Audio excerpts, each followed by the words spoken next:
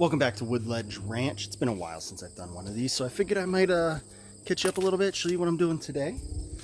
Today, we're doing a little bit of water.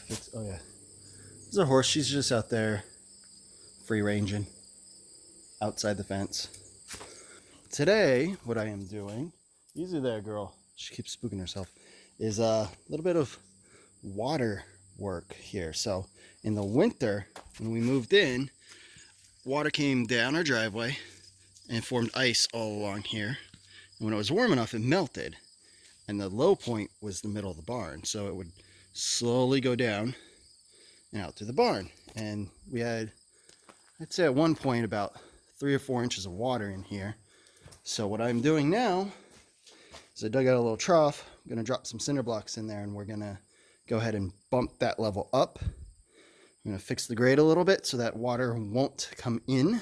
Hopefully we won't have that much this year, and what will happen is the water that comes down, instead of, if it ponds here, it will then go out to the field, which is where I want it to go. And this winter, seeing how we'll actually live here, I'll get the snow blower and we'll blow the snow out into the field instead of just plow it up into a big mound right here. How's that sound, Sasha? She loves the grass. And as you saw, I've already started. And then I was like, oh, I could show people what's going on. And it's not that hard of a thing to do. I've gone ahead and I've dug it out pretty deep, but not deeper than a cinder block. So that way when I drop one in, obviously it won't be like that. It sticks up above the ground just a little bit. Just a little bit. And that way when I pour all the dirt on it that filled up that hole, it'll mound up over it. And that will allow me to, kind of keep that area higher than the pavement outside.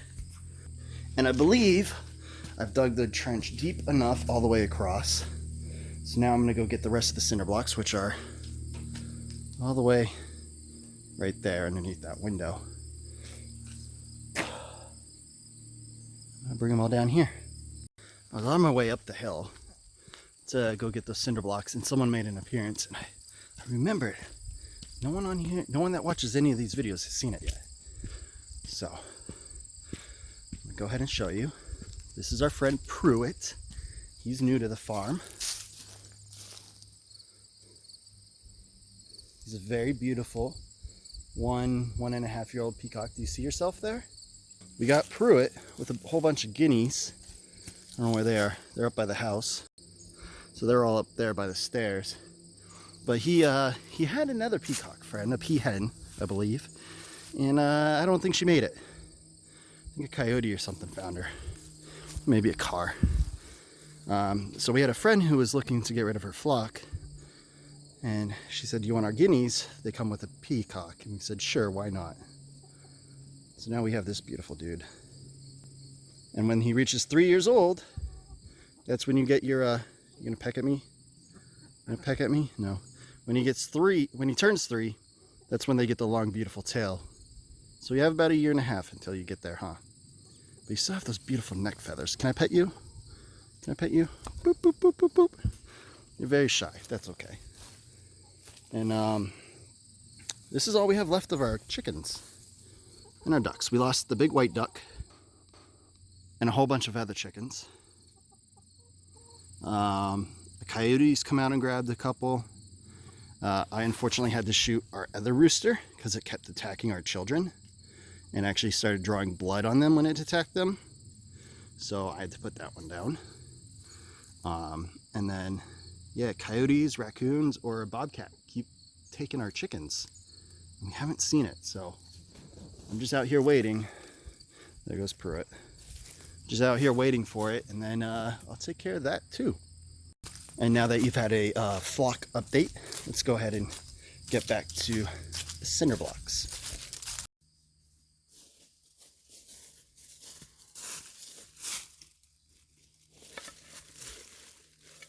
Oh, these things have been here for a while.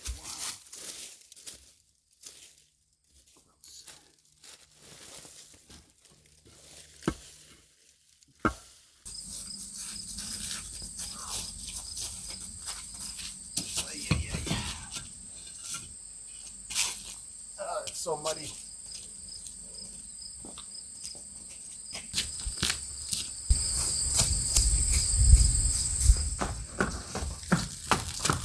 Stop. Stop. Whoa.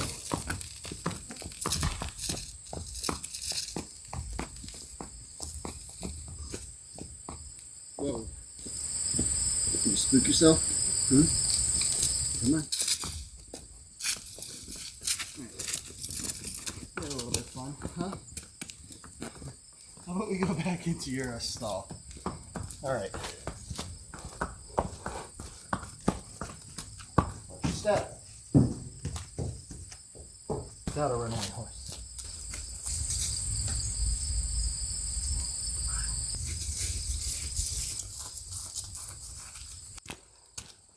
There we go. We had a little runaway, huh? Did you try to run away? I think you spooked yourself with your little lead there. I think it spooked you. You thought it was a snake or something, huh? It's okay. You're a cutie. You can go run around your field now. I'm going to put these things in here.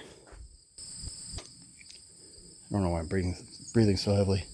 So I'm going to pop these down, and I think I measured it right. It should take about 6. We'll see. Might have to get another or half. All right, let's do that. So these all fit pretty well, except for the last one. There's a little stone under there that I got to get out. It's buried underneath the mud. So I'm going to dig that out real quick, level them all out. Then we'll dump a bunch of these in to fill most of the gaps, or as much of it as I can, cover it in dirt, and hope it's enough.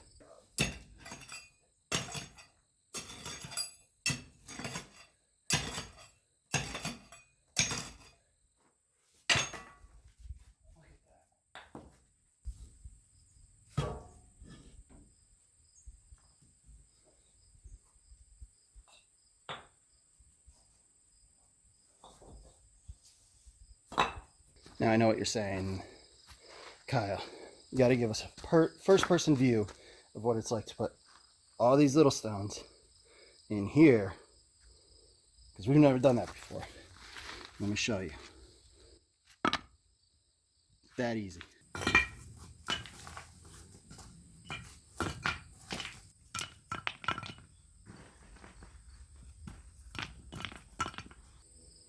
Sasha approves.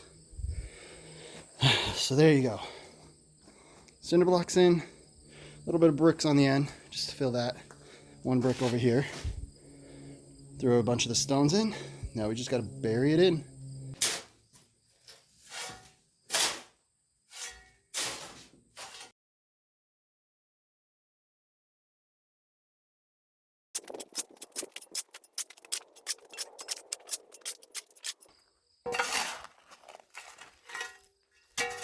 Trying to shovel one-handed. Need a tripod.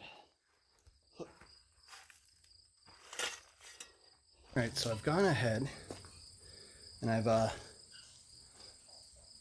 mounded it all up over the cinder blocks. Raked it out. Got 2 more piles of stone. Got the hose now because the dirt that's around the cinder blocks is still loose. It's very, aerated. It's loose soil. So I'm going to wet it down and cause that to sink down, kind of turn to mud. It'll sink down in all the cracks and crevices. Tell me where I have enough and where I don't. And then I can go from there and try to fill in the rest. First things first, turn on the hose. Don't need that much. There we go. We'll just wet it down until it's really wet. Oh, it's just some air.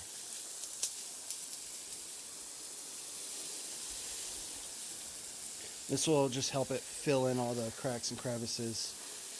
We got to get it really wet though. It's already showing me that it'll puddle up out there. That's good. Over there it's coming in. I might have to add a little bit right there. We'll see. Get that rock out of here.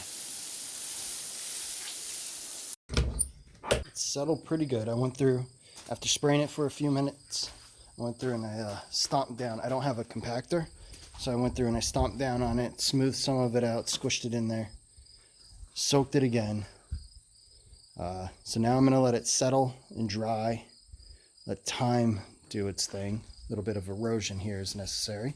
I already have a feeling I'm going to have to add more here. I know I already said that. I'm going to have to add more here because it's not that high. This you can see is almost up to the edge of the door. If we close this, gives you an idea. Maybe 1.5 inches, 2 inches in some spots. Yesterday, the chickens were able to actually duck underneath that door. They came, I closed the doors and they all ducked underneath and walked in. Our full-grown chickens. So this is a big improvement. I'd say we went from having a 5 to 6 inch gap to about 1.5. So we raised the level, maybe 3 inches. It's pretty good. Well, thank you for following along on another one of my videos. This one's shorter. I'm going to keep it short from now on when I do these, hopefully. No need to make you watch a marathon movie.